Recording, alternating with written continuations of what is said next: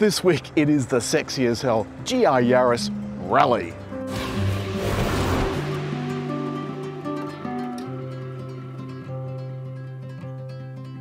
You'd expect most go-quick cars to come in red, but this pearlescent white looks absolutely sensational. Now you'll notice there's the GR badge, so the Gazoo Racing badge, but the only thing this shares with the normal road-going Yaris are the lights. Everything else is different. For a start, the bonnet, the doors and the boot lid are all aluminium and the roof is carbon fibre. That's a whole lot of money just on its own, but then there's the special diff. And this has also got all-wheel drive. And I think as a two-door car, this looks incredibly sexy. I think this is just the perfect proportion for a small hatchback. It's got special wheels, of course, and if the key's in your pocket, you can do the lock, unlock, and start the car thing. There's not a whole lot of room inside, so much so I'm not even going to bother demonstrating the back seats because I've got a dodgy back. I've come to grief a little bit since I set this car up. I got my new iPhone today, and of course it's got USB-Cs. And what comes from Apple is a USB-C to USB-C, and of course this does not have a USB-C connection, so I'll set all that up later. But nonetheless, it's got wired CarPlay. Now I had intended to bring you an unboxing of a wireless CarPlay converter, but we've run out of time, so I'll do that next week. The screen is a little bit small. Now remember, this is a base model car that's just got some fancy stuff in it. But it is a manual, and it's joyous. Down here on the center console is an IMT, so intelligent manual transmission button. You have to press it every time you get in.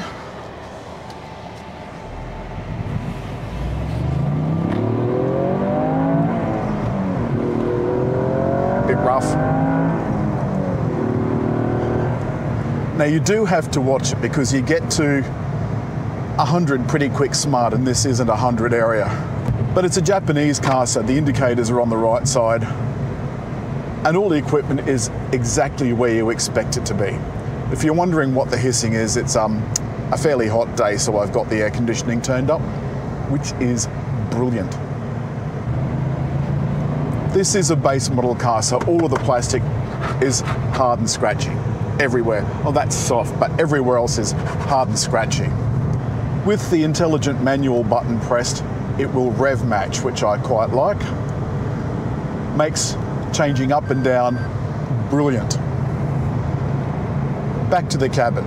The JBL sound system is brilliant. Absolutely brilliant. And I think when you have a car that you want to go and do a bit of touring in, it's essential to have really good music, really good sound. Technically, it is a really advanced car, and most of what you see is not what you're paying the money for, it's elsewhere in the car. And that's quite a shame because, you know, over $60,000, you can buy an awful lot of car if you don't want performance. I'm not even going to slow down for this corner. It just makes you smile. And I think that's what this car's all about. We've got dual zone climate control, and every rally is individually numbered.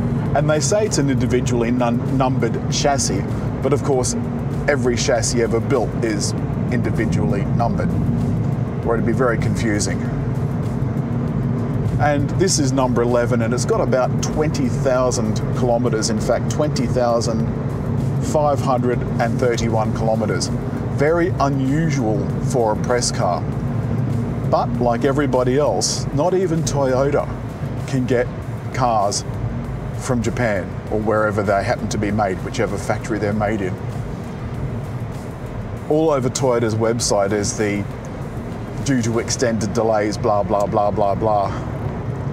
The Alcantara seats, they're sport seats, they're really comfy. They've got lots of support at the side, support under the thigh as well. Adjustment is remarkably limited.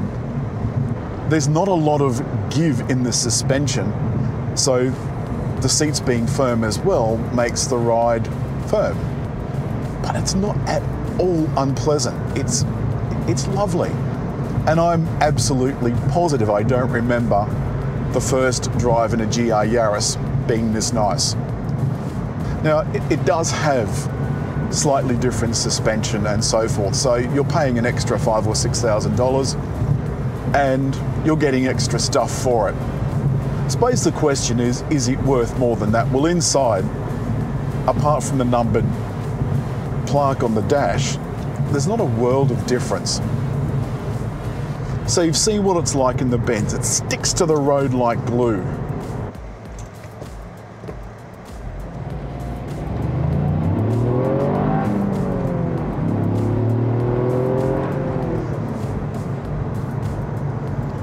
It is very nippy off at the lights, as well it would want to be. Before we get onto the highway, we'll talk a little bit about the engine, which is a 1.6 3-cylinder turbo. That beeping is the lane departure telling me I'm departing a lane. I'm not. I mean, I was going close, but I'm not departing it.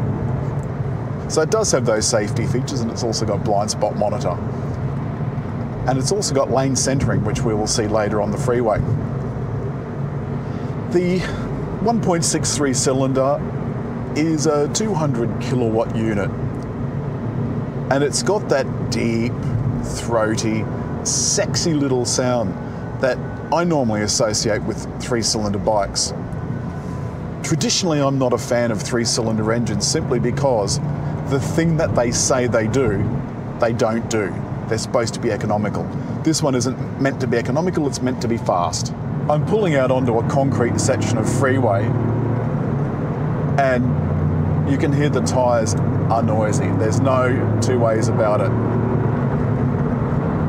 Very noisy.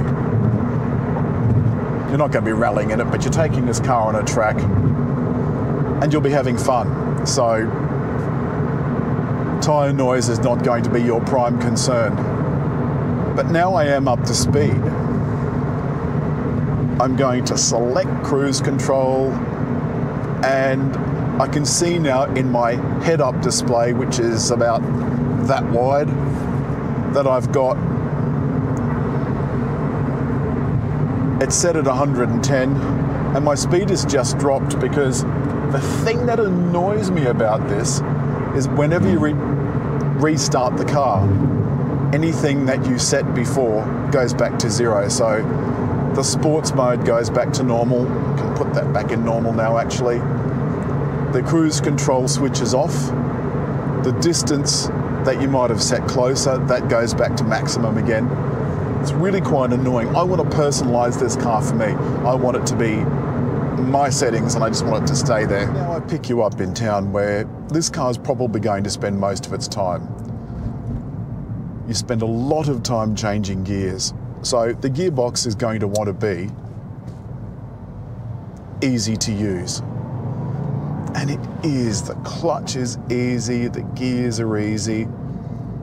It doesn't have the smart cruise control function for cues, for obvious reasons. The cruise control isn't yet able to operate a clutch. But you can see that this stop-start traffic is no trouble. So let's round up. The Toyota GR Yaris Rallye. What do I think of it? I think it's a peach. Absolutely love it. I'm not sure for the money you can go much faster than 5.2 seconds to 100. And why would you want to? The cabin is a little bit down market, but this is a base model car. I suppose you don't buy a base model car expecting a Rolls Royce. It's got a heads-up display, a digital display in front, or a part digital display in front, a reasonable sized infotainment system, and the little dial in the middle too has lots of really cool functions, including one that shows you what the four-wheel drive system is doing.